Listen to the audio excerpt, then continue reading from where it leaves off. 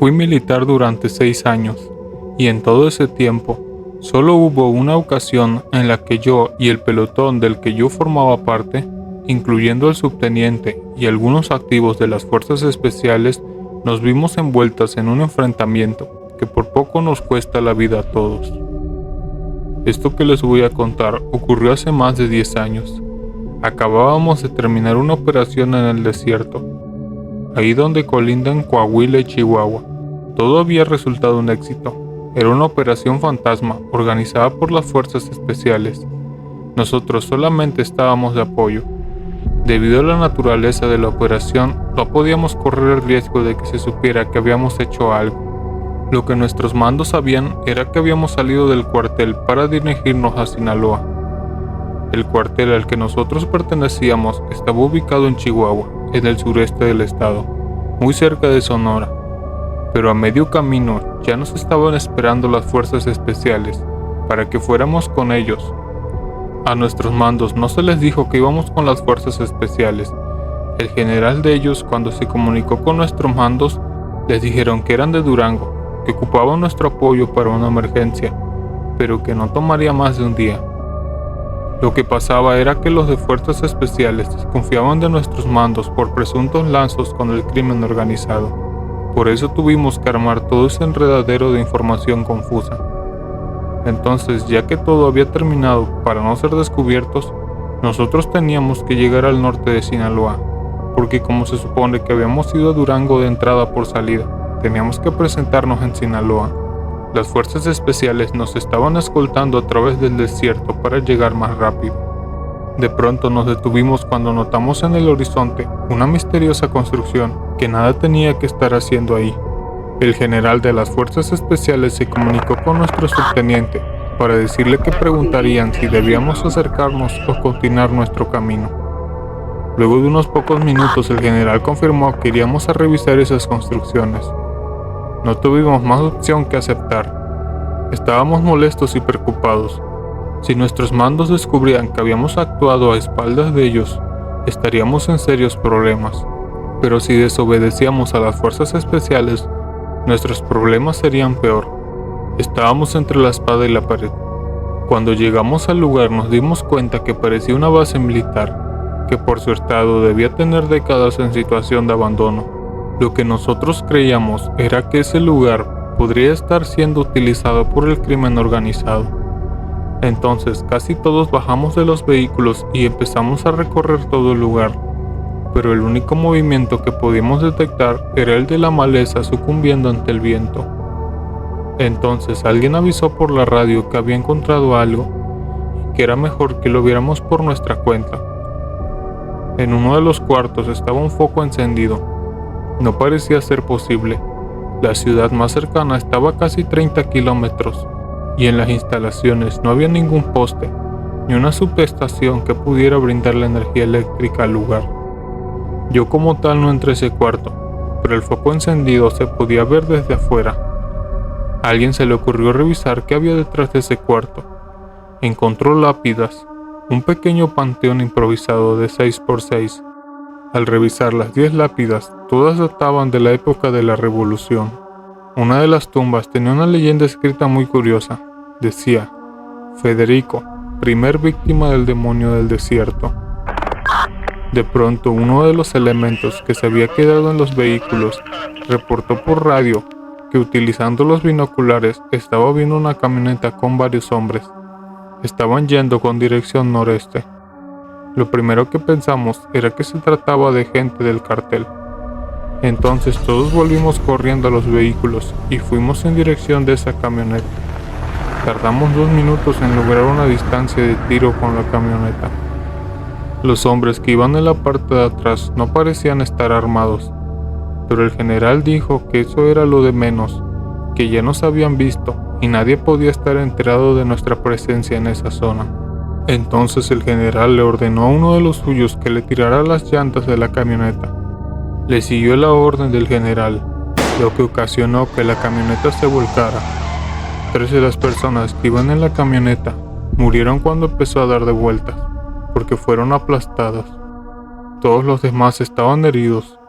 El que había resultado menos golpeado fue el conductor. Lo sacamos de la camioneta y arrastrándolo del cabello le hicimos las preguntas correspondientes. Resultó que él era pollero y todos los hombres que llevaba eran migrantes que él iba a dejar en la frontera con otro pollero que los iba a cruzar. Creímos que al saber que se trataba de civiles dejaríamos el asunto, pero no fue así. El general le ordenó a los suyos matar a todos los que estaban heridos. El pollero empezó a suplicar por su vida. Entendió que si los de fuerzas especiales habían matado a civiles inocentes sin dudarlo, lo que iba a pasar a él sería peor. El general se acercó con él y le dijo que tenía oportunidad para contarle todo lo que supiera sobre las instalaciones.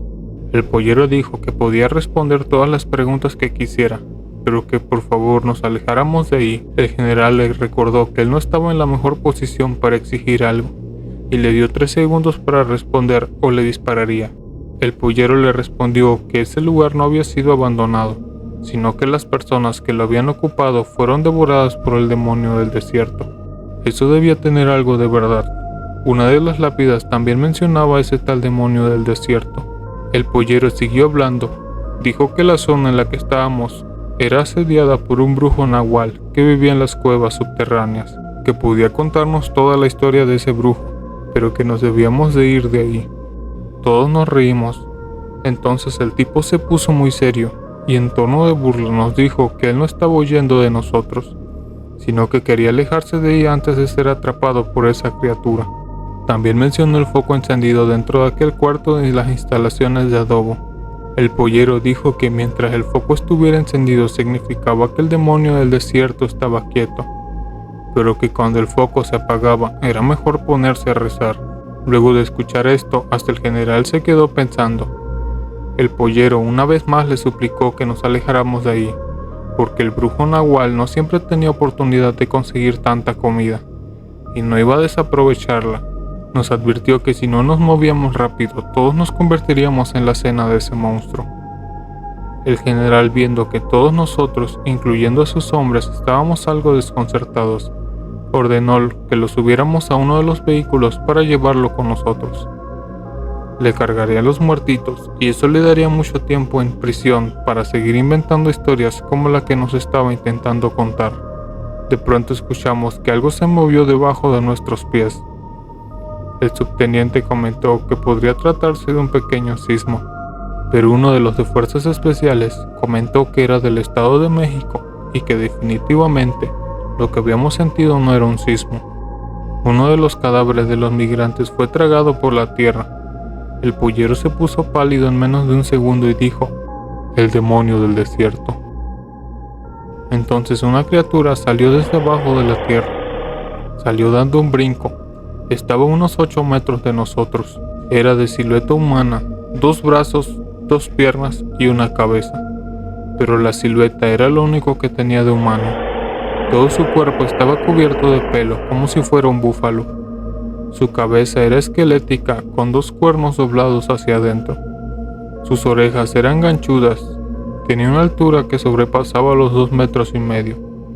A mitad del cuerpo tenía algo que parecía una cara, y aparte de sus brazos que le colgaban casi hasta el suelo, cerca de ese algo que parecía cara, tenía colgando 2 protuberancias como si fueran manos.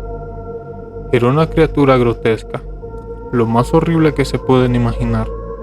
Yo pienso que de existir el diablo, de seguro se vería igual que la criatura que teníamos frente a nosotros.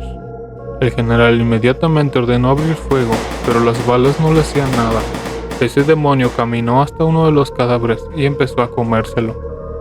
Al ver que las balas no surtían efecto, se le ordenó la retirada. Todos subimos a los vehículos lo más rápido posible. El pollero también se subió. En cuanto arrancamos, la criatura emitió un sonido que dejaba notar que no le agradaba la idea de que nos fuéramos, y nos empezó a perseguir. Verlo correr daba escalofríos. Como era muy alto, se torcía para que su cabeza quedara a nuestra altura. Nos iba a alcanzar. De nuevo intentamos con las balas, pero nada. Debíamos hacer algo para, aunque fuera, a frenar a ese monstruo por unos minutos. Uno de las fuerzas especiales tuvo una idea. Empujó al pollero para que cayera del vehículo. El plan funcionó. La criatura se detuvo para comerse al tipo ese. Nos alejamos a toda velocidad. y ese demonio ya no nos alcanzó. Luego de varias horas salimos del desierto y llegamos hasta Sinaloa. Las fuerzas especiales y nosotros nos separamos antes de entrar a la ciudad que debíamos llegar, para evitar que nos relacionaran. Pero antes de irse, el general se acercó con nosotros para comentarnos que, debido a que se suponía que nunca fuimos con ellos al desierto, no era posible que nosotros hubiéramos tenido un enfrentamiento con esa criatura.